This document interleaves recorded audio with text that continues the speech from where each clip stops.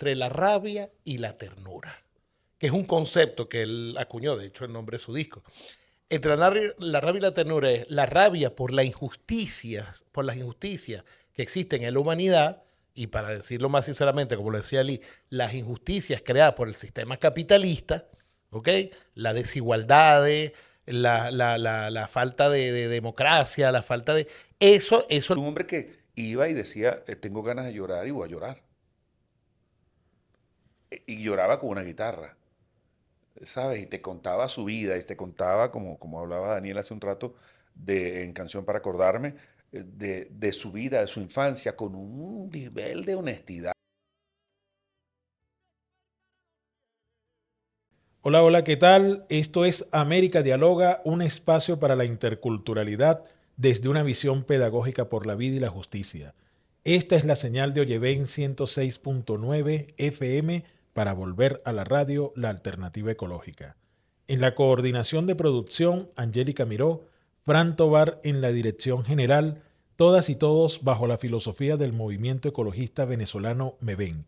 Pueden seguir nuestras redes en Instagram o lleven Piso Radio y las redes de la Fundación Segundo Paso para Nuestra América, ladanta.tv en todas las plataformas.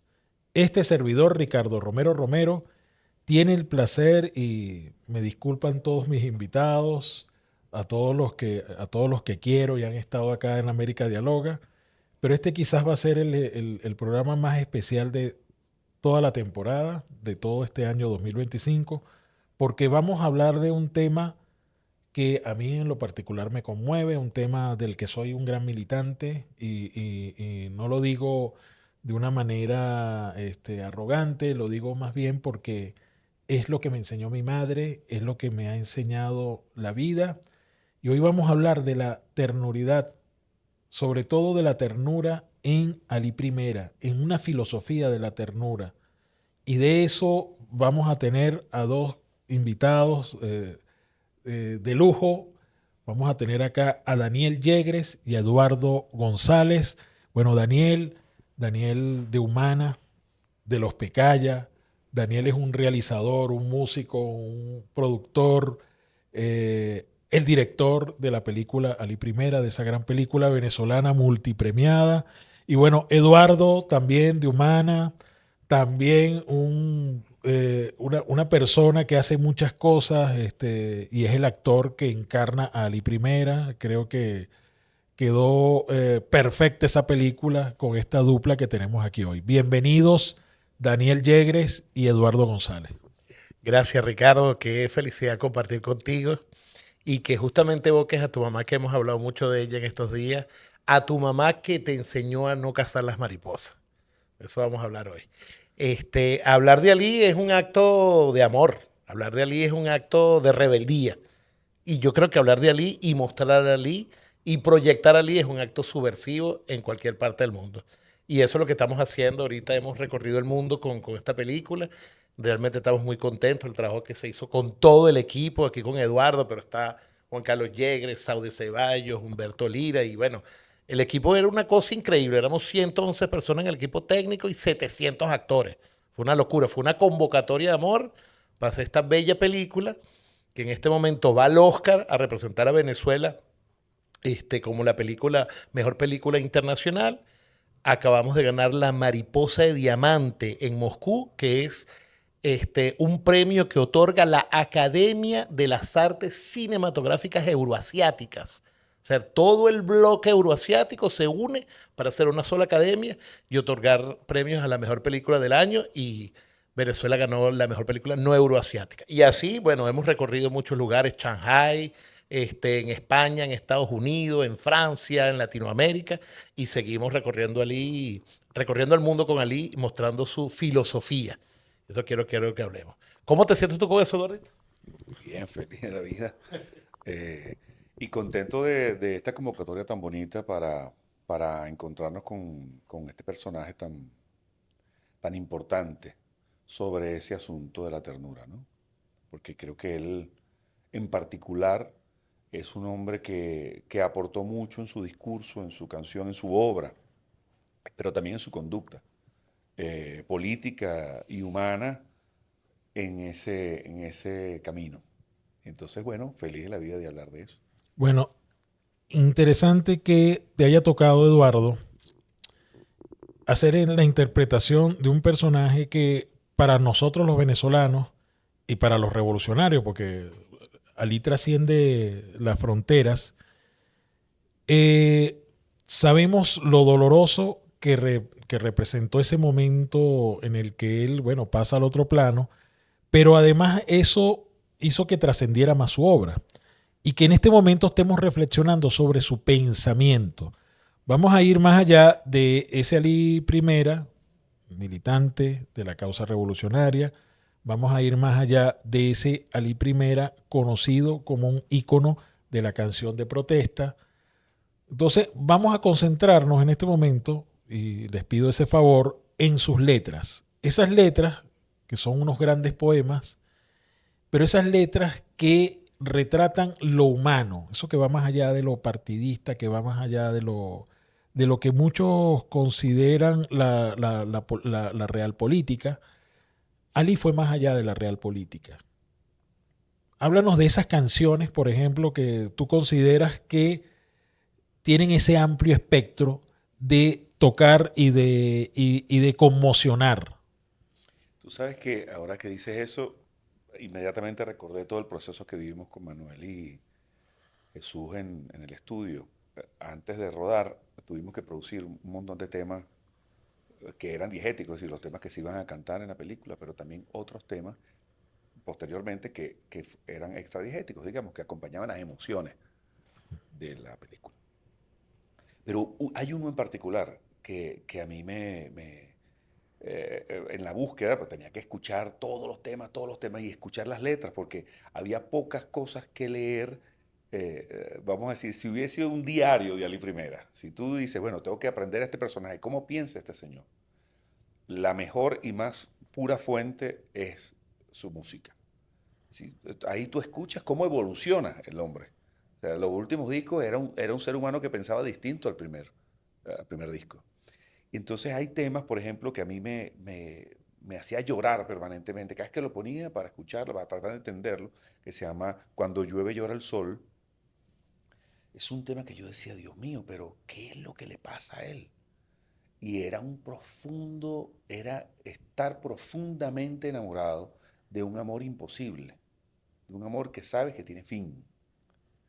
Y cuando llueve y llora el sol, lo que hace es recopilar eventos de su imaginario con esa persona que él ama. Y dice, por ejemplo, ayer me encontré con la sonrisa de un pequeño. Le pregunté cuál es la causa de la lluvia. Eso es para hablar de ella. Y el mocoso contestó que cuando lo tapa una nube se pone a llorar el sol. Y ¡pam! Entonces, bueno, esto es un poema sobre un niño. Y después, no, dice, iba caminando a solas, contemplando, contemplando con tu sombra, y ahí va poco a poco contando lo que él siente. Te estoy hablando de un tipo, nació en los 40, que está en su plenitud en los 70, donde tú no tienes derecho como varón, vamos a decirlo de esa forma, en ese mundo que vivíamos, sobre todo en esa Venezuela que vivíamos, de tener ese nivel de fragilidad y menos de honestidad emocional. Y ese pana no solamente hizo de eso su manera de cantar, sino su manera de decir, de comunicar, de conectar con los venezolanos y con el mundo. Es un hombre que iba y decía, tengo ganas de llorar y voy a llorar. Y lloraba con una guitarra, ¿sabes? Y te contaba su vida y te contaba, como hablaba Daniel hace un rato, en Canción para Acordarme, de su vida, de su infancia, con un nivel de honestidad brutal, brutal, casi agresivo. Sí, si hay algo que va en contra de la hombría es mostrarte vulnerable. Claro, y eso era lo que hacía permanentemente. Ahora, ¿por qué la gente lo recuerda? Y tiene ese contacto con esa conexión con Ali Primera, porque esa vulnerabilidad, esa honestidad, esa ternura permanente en su canción, una canción dura, también es dura, no quiero decir con esto que era una canción blandengue, no, era eh, fuerte y hasta violentamente honesta, pero decía al final, la gran metáfora, la gran moraleja de la canción de Ali es que él no iba a renunciar a ser tierno, a ser amoroso. Así mismo ¿Eh? es. Y entonces eso yo creo que en su letra y en su música también, porque siempre tengo esta idea de que la música de Ali fue hecha como músico, te lo digo como músico.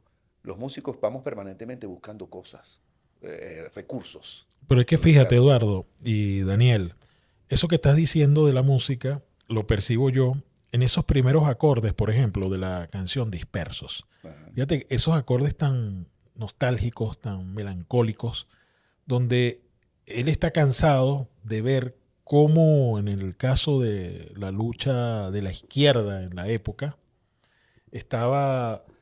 había tantas contradicciones, había tantos egos, había esos conflictos que tienen que ver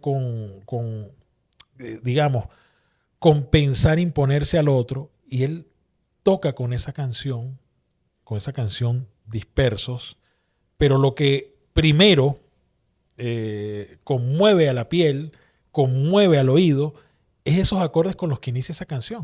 O sea, fíjate, Daniel, te pregunto, en el momento en el que asumes el relato como director, que asumes que debes contar una historia tan compleja como la de Ali, ¿cómo es que logras precisamente que toda esa emocionalidad vaya desde principio a fin en la película? Bueno, primero quería hacer una acotación, inciso sobre Dispersos. Ese arreglo en particular es de un guitarrista uruguayo. ¿Te acuerdas que en la investigación lo conseguimos? Que era un tipo sumamente virtuoso. Ese tema en especial hay que buscarlo porque realmente es hermoso, tienes razón. Bueno, con respecto a cómo asumir este desafío, primero lo asumimos evidentemente en equipo. Eso no lo hago yo solo, porque toda esa obra comienza desde el guión. Entonces el guión lo escribimos con Eduardo, con Carlos Tavares, estaba Juan Carlos Yegre, Álvaro Cáceres también que hizo sus aportes, y ya desde la creación de qué vamos a contar era un gran desafío. Porque ¿qué pasa? Nosotros siendo fan de Ali, nos conseguimos con un catálogo de 14 álbumes maravilloso y dice, ¿qué se queda y qué se va? ¿Qué vamos a escoger para poder contar en la película? Y ese es un primer desafío duro porque no lo puedes poner todo, No, ¿entiendes? y además, eso es como, o sea, que dejar por fuera y te sientes después como culpable, ¿no? No, totalmente. Bueno, y lo vas a cargar. Por ejemplo, en la película, el spoiler de la película, para el que no la vio, es que no está la película, no está la canción Tin Marín. Una Claro, película que nos me encanta, imagino que que nos mucha conmueve. gente te encuentra en la calle. Mira, ¿por qué no pusiste a Tim Por Marín? supuesto, que es una Una canción canción realmente con sobre la ternura, que es contra, demasiada ternura tiene esa porque es una canción. canción en contra del llanto. Es decir, Sí. para no llorar vamos a cantar. Es decir, Mira, es vamos a un- seguir hablando de eso precisamente en la segunda parte de América Dialoga, un espacio para la interculturalidad desde una visión pedagógica por la vida y la justicia. Esta es la señal de Oyeven 106.9 FM para volver a la radio, la alternativa ecológica. Estamos también acá hablando de Ali Primera con Daniel Yegres y Eduardo Guzmán. Estábamos hablando de cómo hay tanta ternura en 14 álbumes. Son que 110 canciones, algo así, las que pudo Ali Primera convertir en álbum, ¿no? Él compuso más cosas y algunas no las grabó, otras están por allí inéditas. Lo cierto es que estamos hablando de la ternuridad, estamos hablando de la ternura en Ali Primera, con Daniel Yegres, director de la película Ali Primera, y Eduardo González, que ha hecho de actor y asumió ese gran reto de poder darle nuevamente vida en movimiento a Ali Primera, porque Ali Primera nunca ha muerto. Ahí lo tenemos siempre, lo tenemos vivo siempre en nuestras mentes y en nuestros corazones. Daniel en el primer bloque estaba cerrando una idea, y una de las cosas que le pregunté es cómo hacía él para mantener ese nivel de emoción desde el principio hasta el fin de la película, y sobre todo dejar por fuera cosas como Tim Marín, por ejemplo. Entonces, para responderte, era la idea que no es él, es ellos. Somos ellos y ellas somos nosotros.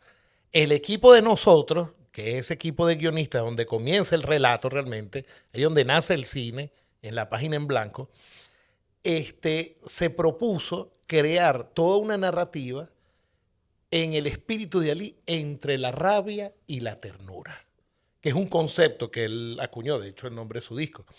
Entre la rabia y la ternura es la rabia por las injusticias que existen en la humanidad, y para decirlo más sinceramente, como lo decía Ali, las injusticias creadas por el sistema capitalista, ¿ok? Las desigualdades, la falta de democracia, la falta de... Eso es lo que defendía Ali, una rabia por la injusticia, en contra de la injusticia.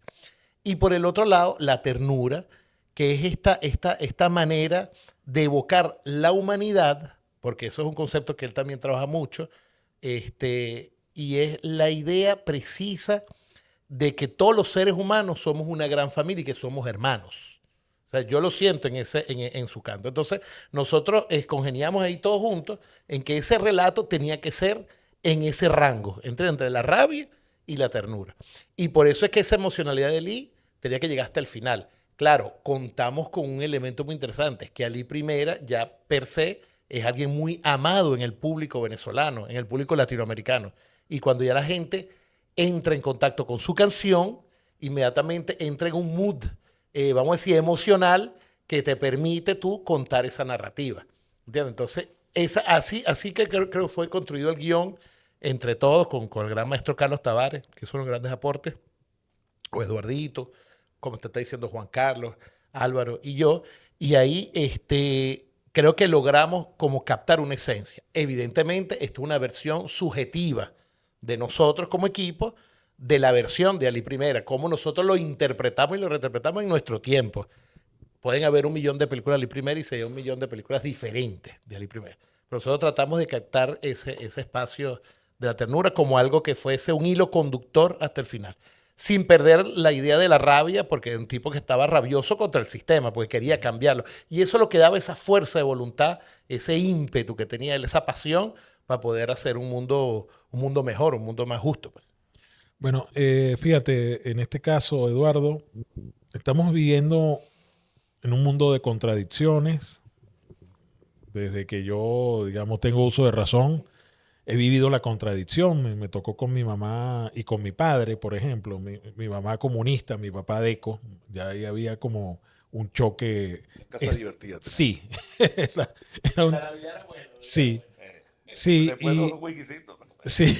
Y resulta que luego nos encontramos con que esa contradicción es permanente. Acaba de ganar José Antonio Kast, un hitleriano, pinochetista, sionista. O sea, es increíble que todo eso se conjugue en una persona, ¿no? Ahora, yo veo lo humano. Obviamente él nace de todo eso y es criado en todo eso. Y bueno, vemos a un Álvaro Noboa, un tipo multimillonario, uno de los hombres más millonarios de Ecuador, pero que además está asociado al narcotráfico y a la mafia albanesa, que es la que más provee en este momento droga a los Estados Unidos. Vemos cómo está Javier Milei en Argentina, donde su símbolo es una motosierra, no es una flor, no es una figura que llame a la paz, no es una paloma, no, es una motosierra. Tenemos a otro personaje como Bolsonaro, que a pesar de que, bueno, ya no está en el poder, sigue teniendo mucha influencia en Brasil. Y bueno, vemos una cosa, si se quiere, atroz en el continente, precisamente con Donald Trump. O sea, Donald Trump es toda la antítesis de lo que es la ternuridad, de lo que es la paz, de lo que es la concordia, de lo que es la justicia, porque bueno, él habla flagrantemente de cómo roba petróleo, de cómo asesina a personas en lanchas y es tan atroz la cosa que él agarra 8 buques, un submarino nuclear, no sé cuántos miles de marines para asediar a unos pescadores, porque eso es lo que ha estado haciendo. Más allá de lo que él le quiere hacer contra Venezuela y contra el continente. Entonces resulta que Humana hace una película que responde a eso, pero que responde con ternura. Como ¿cómo sientes tú entonces la pertinencia de la ternura en medio de esta contradicción que vivimos, donde, bueno, tenemos que prepararnos para enfrentar, tenemos que agarrar los FAL y los fusiles, como decía Ali Primera. No nos queda otro remedio, pero ¿cómo sientes tú esa contradicción en donde te tocó interpretar la ternura en persona? Mira, y en particular ahora, porque en el caso de Ali, y que Ali se convirtió para nosotros también como en una especie de recurso, de vehículo, para contar un cuento que realmente es el cuento de un país. Pero digamos, porque cuando cuentas el cuento de Sobeida, cuando cuentas el cuento de Mama Pancha, cuando cuentas el cuento de su padre, cuando cuentas el cuento de sus hermanos, estás contando el cuento de tu hermano, de mi abuela, de tu padre. Estás contando el cuento de esa misma generación y tiene esa particularidad de repetir eh, estoicamente, diría yo, una misma situación. Venezuela siempre ha sido un país que ha tenido que jugárselo todo. A Venezuela nunca le han regalado nada, vamos a decirlo de esta manera. Y aún siendo un país bendecido con tantos recursos y con tantas bondades y una tierra fértil y tal, siempre hemos sido asediados. No es una razón casual que en este territorio que nosotros habitamos no estaba la sede del virreinato. Venezuela siempre fue un cuartel. Y fue un cuartel en la conquista porque nosotros siempre fuimos un pueblo indoblegable. No es porque era estratégicamente necesario poner el cuartel aquí, era porque tenían que poner el cuartel aquí porque aquí es donde era el cuero seco. Y somos el estado, probablemente el estado latinoamericano más tardío. Yo quiero que la gente sepa que el estado venezolano nace realmente con Gómez. Aquí no había instituciones, realmente todo iba permanentemente feneciendo porque el doblegar a este pueblo siempre ha sido imposible. Entonces, en este momento, una historia como la de él, que es también la nuestra, es una historia que explica la razón por la cual es tan difícil doblegarnos. Y es tan difícil doblegarnos porque aquí nosotros no estamos discutiendo sobre la base de lo que me toca o no me toca, sobre si esta tierra es mía o no es mía, sobre si este carro es mío o no lo voy a defender, o si ese negocito que yo tengo aquí es la razón de mi esperanza, o de mi rabia o de mi ternura. Nosotros estamos discutiendo aquí cosas que no comprende un señor que recibe un pago para agarrar un fusil. O sea, los señores que estaban descendiendo de ese helicóptero para tomar el carguero, un acto de profunda valentía, seguramente, con unos señores, unos marineros que estarán así diciendo, ¿y esto qué les pasó? Más o menos, ¿de qué me estás hablando? Y salen con sus armas amenazantes y tal. Este, no esa no es la razón por la cual nosotros haríamos lo mismo. Es decir, aquí hubo una guerra, por ejemplo, la guerra de independencia, en donde Venezuela se quedó sin varones. Y las mujeres fueron las que alimentaron a este país. Eso hay que decirlo. Porque el 70% de la población feneció. Y luego vino la guerra civil, que fue la guerra federal, y pasó lo mismo. Porque lo que pasa es que en Venezuela hay una pasión que no hay en casi toda América. Hay que decirlo también. Que hace que un señor que nazca en Guadualito decida parar en el sur del continente porque le parece una idea maravillosa liberar los pueblos. No me refiero a Bolívar, me refiero a un campesino de Guadualito. Sí, a estos lanceros, ¿no? ¿Entiendes? Es lo que hace que un señor que diga esto es una deuda de honor se va de Guadualito al sur y dice, y me regreso sin nada. Esa cosa que tenemos nosotros es lo que tenía Ali. Ali se muere igual que Bolívar, sin dinero, sin nada, sin propiedades, sin fin. Y su fama prácticamente vivió burlándose de ella. Vivía burlándose de la fama y dándole un uso noble. Entonces era un tipo que, bueno, vendía discos, sí, pero vendía discos para poder financiar escuelas. Vendía discos para poder darle de comer a sus hijos, honestamente y dignamente, pero también para aportar a los discos de otros compañeros. Es el acto más hermoso de ternura. ¿Y qué explica eso, mi querido Ricardo? Un acto de profundo amor. Una pasión que no se explica sino por un acto profundamente cultural, lo que es definitorio. Es decir, ¿qué es lo que haría que tú pusieras tu pecho por tu país? No es el dinero. En otros casos pasa eso. Pero, lamentablemente, en el mundo occidental, en la mayoría de los casos pasa eso. Pero aquí creo que ese es el gran detalle que no están considerando. La honra del venezolano y la venezolana. Esa honra no es un asunto de orgullo, es un asunto amoroso. Así es. ¿Sabes? Y esa honradez de Ali, que además la acompañaba de ternura, ha llevado a que nosotros estemos convocados a seguir hablando de su obra, a que Claro. mantengamos su legado, y de eso vamos a seguir hablando en América Dialoga, un espacio para la interculturalidad desde una visión pedagógica por la vida y la justicia, en la señal de Oyeven 106.9 FM, para volver a la radio, la alternativa ecológica. Este servidor Ricardo Romero Romero, acompañado de Daniel Yegres, director de la película Ali Primera, músico, productor, de la gente de Humana. Mejor no podía llamarse un colectivo que se dedicara a hacer realizaciones. Y en el caso también de Eduardo, Eduardo también músico, productor audiovisual y intérprete de Ali Primera en esa maravillosa película multipremiada, y que esperemos que gane el Oscar. Y no porque el Oscar sea algo importante para nosotros, no. Es para que más gente conozca. Porque definitivamente el Oscar forma parte del mainstream y es algo que se viraliza. Y ya el hecho de que pase a ser, estar en la lista corta, en esa lista de nominados, ya es un gran triunfo que una película como Ali Primera llegue a eso, ¿no? Cerramos con una canción en el bloque 2 que se llama Ruperto. ¿Cómo está conectado lo de Ruperto con la ternura? ¿Qué es lo que la conecta? Wow, la ternura en Ruperto es absoluta porque Ruperto es una víctima del capitalismo. Ruperto es un trabajador, un laburante, un obrero y, y está desamparado en un mundo que no lo acepta o que lo explota, pero que no lo protege. Y Ruperto vive una de las tragedias más grandes que puede vivir un ser humano, que es la pérdida de su hijo bebé, de un niño, pues.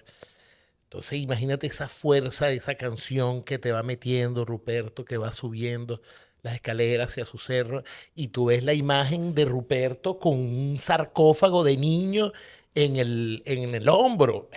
Eso es una cosa que es escalofriante. Pero Ruperto lo guían grandes fuerzas del amor, ¿entiendes? Hacia su hijo, hacia su compañera, su esposa. Y Ruperto es Venezuela también. O sea, Ruperto es la representación de la Venezuela trabajadora y víctima de un sistema que lo oprime, pues, ¿entiendes? Y entonces al final a quien hay que combatir es el capitalismo. Esa es la propuesta filosófica, estética y política que hace Ali en su canción. Pero lo hace con esta metáfora. Tú vas a escoger esta metáfora del niño muerto en la espalda del padre que lo sube y que lo va a enterrar. Y para contarme esto, cónchale, es una decisión, claro, de un gran nivel de ternura, pues, ¿entiendes? Y se conecta de nuevo con la humanidad, ¿ok? Porque si bien Ali defendía una idea política y fue un tipo que hizo parte de partidos políticos, fundó partidos políticos, fue militante y fue también por la toma del poder de la vía democrática. Si bien es cierto eso, también es cierto que Ali trascendía a una idea de concepto de humanidad, y no es por menos que su primera canción, la que está catalogada o referida según su primo Ramiro Ruiz Primera como su primera canción de autor, es la canción Humanidad, donde habla de los niños pobres en la calle. Esa canción la escribe en la cárcel, después de ser torturado, después de haber sufrido un allanamiento de la policía en la Universidad Central de Venezuela y de pasar 3 meses y medio en la cárcel. Y después de ser gaseado con gases lacrimógenos dentro de la celda. Eso aparece en la película. Eso está repertoriado así perfectamente como los cronistas lo dijeron que había pasado. Y la canción, la primera canción, antes era un cantante que le gustaba la ranchera, le gustaba Piero, le gustaba Pedro Infante, pero esa es la primera vez que él escribe una canción con contenido político escrita por él y no es una canción de amor, vamos a decirlo, romántico, sino es el agape, el amor a la humanidad. Sí, de hecho es una canción de conciencia de clase. De Que te dice, conciencia de clase, pobre exactamente. del niñito campesino, que aun siendo niño, tiene que ser hombre para trabajar. Así mismo también. Fíjate, Otra víctima del capitalismo Sí. de niño. O cuando dice, por ejemplo, que es la parte final de la canción, del negro que vive en el norte. El negro que sufre en el norte y que vive luchando por su igualdad. Así mismo, claro, porque es la lucha de los derechos civiles en los Estados Unidos. Así mismo El es. caso del autobús, Montgomery y todo eso. ¿Qué pasa? Que ahí tú te das cuenta que Ali trasciende, no es solamente una cosa partidista, vota por este, vota por Ahí otro. está el sur global. Este es el global, claro. Esta es la primera canción. Entonces tú te das cuenta que Ali toca temas universales. El hecho de haber cantado Humanidad es un tema universal. Después, lo de Ruperto también toca un tema universal, porque todos hemos sido hijos o hemos sido padres, pero algo nos conecta con esa O somos historia. hermanos. O somos hermanos. Y después está el hecho de que en otra canción escribió que sea más humana la humanidad como proyecto El despertar político. de la historia. El despertar de la historia. Que ahí estamos, esa es su propuesta política. Pues. ¿Qué más tierno que eso? Que toque a todos los seres humanos. O sea, a mí me parece que Roberto lo escribe muy bien, pero está en la línea discursiva de Ali en muchas de sus canciones. ¿Qué opinas tú, Eduardito? Sí, con respecto a Ruperto, hay una cosa que coincide en esa canción, pero también en otras, en donde él siempre confronta la ternura con su contrario, con la violencia, con la dificultad, con la aridez del ser humano. Pero también la aridez que está conectada al que ejerce la ternura como una decisión. En el caso de Ruperto, él decide robar, que es lo mismo que hablábamos ahora. Tú decides tomar una postura que pone en riesgo tu vida o que no es necesariamente tierna, pero lo haces por ternura. ¿Sí me explico? Él dice, ¿y por qué roba? Para llevar a su hijo al cementerio, no para quedarse con el dinero. Fíjate que ahí se repite lo de Víctor Hugo en Los Miserables, ¿no? Exactamente. En la canción de Ruperto. Exactamente. Entonces, eso pasa en muchos de sus temas. En muchos de sus temas él dice, si hay que hacer la guerra se hará. ¿Para qué? Para ver los niños felices jugar. El acto más horrible, que es ir con la disposición de dispararle a otra persona, que es un acto a mi juicio atroz. Pero si hay que hacer eso, que sea por una razón que nos haga humana, que nos haga humanos, que nos haga nobles, y que para que exista un futuro y una posibilidad, una oportunidad para otros, no necesariamente para nosotros, sino para otros que puedan vivir un mundo mejor. Eso es definitorio en Ali, pero también es definitorio en toda su filosofía ternurista, humanista, latinoamericanista, si se puede decir de esa manera. Sobre todo porque era un tipo que vivió cosas tan horribles, una infancia devastadora, persecuciones, golpes, tortura, prisión, es decir, todo lo que no tiene nada que ver con la ternura. Bueno, esperemos ver en algún momento los documentos declasificados de la CIA en la persecución a Ali I, así como persiguió al Che. Hay un libro que se llama La CIA contra el Che, de Adis Kupul, donde vemos cómo sufrió un asedio que también vivió Ali I. Bueno, fíjense, nos quedan 2 minutos. Me gustaría una reflexión de 1 minuto de cada uno de ustedes. Hablamos en un principio de que íbamos a concentrarnos en la filosofía de la ternura de Ali. Dijo algo Eduardo que tiene que ver con esa premisa de la ternuridad, que es la de ser y reconocer. Ali se reconocía en el otro, reconocía el otro y se reconocía en el otro. Y era el otro desde su canción. O sea, Ali era toda una otredad. Entonces, finalmente, Daniel, ¿qué nos dices sobre cómo, además de una película, mantenemos el legado de Ali? Me refiero a su filosofía. Bueno, ahorita se cumplieron los 40 años de, como decía Ali, el cambio de paisaje de Ali. Y el spoiler de la película es que Ali no muere, está más vivo que nunca. Y Ali está, por supuesto, en este momento en la viralidad de la película, porque salió la película y todo, la película. Pero ¿sabes qué me di cuenta? Que los amiguitos de mis hijos en el colegio, que tienen 15 años, que para ellos que fue hecha la película, de repente están todos, vieron la película y están todos escuchando a Ali Primera y buscando los poemas y leyendo sus cosas y viendo cosas que están en YouTube. Es decir, que realmente la película es un pequeño, el ápice del iceberg, es la punta del iceberg, ¿entiendes?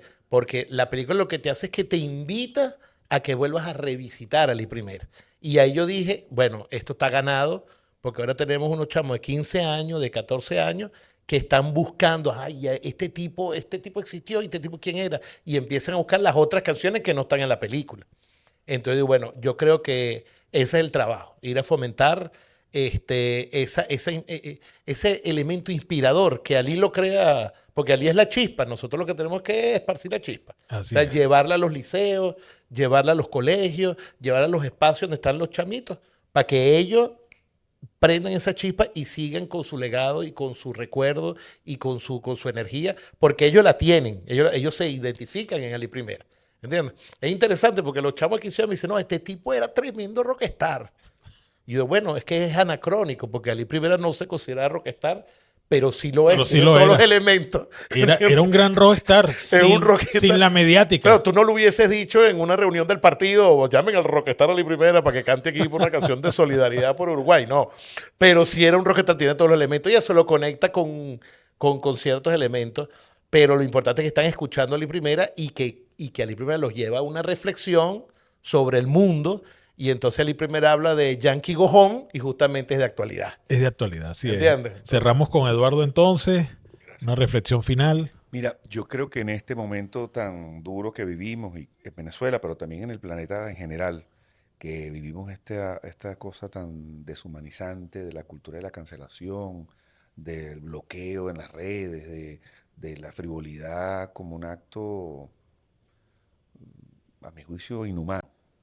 Esta cosa del consumo y de la agresión a lo que es verdaderamente humano, que no tiene nada que ver con eso.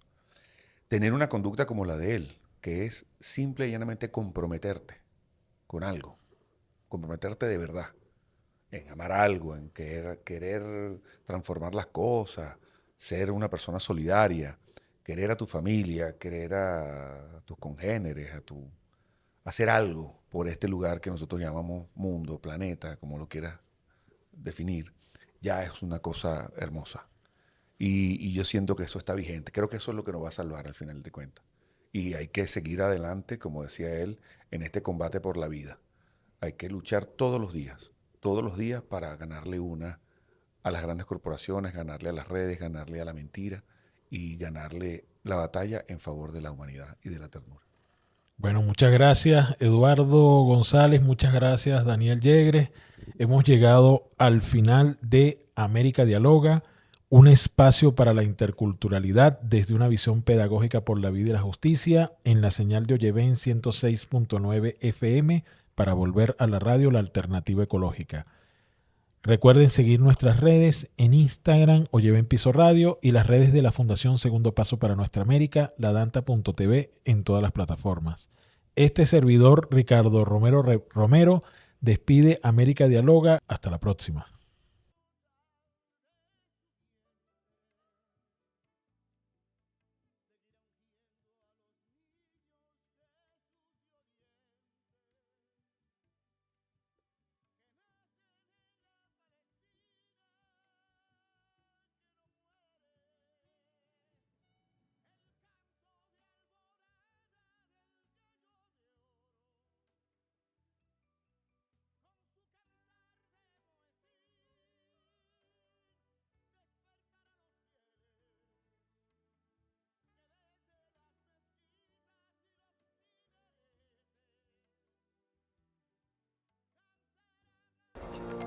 Suscríbete, toca la campana, dale me gusta y comparte.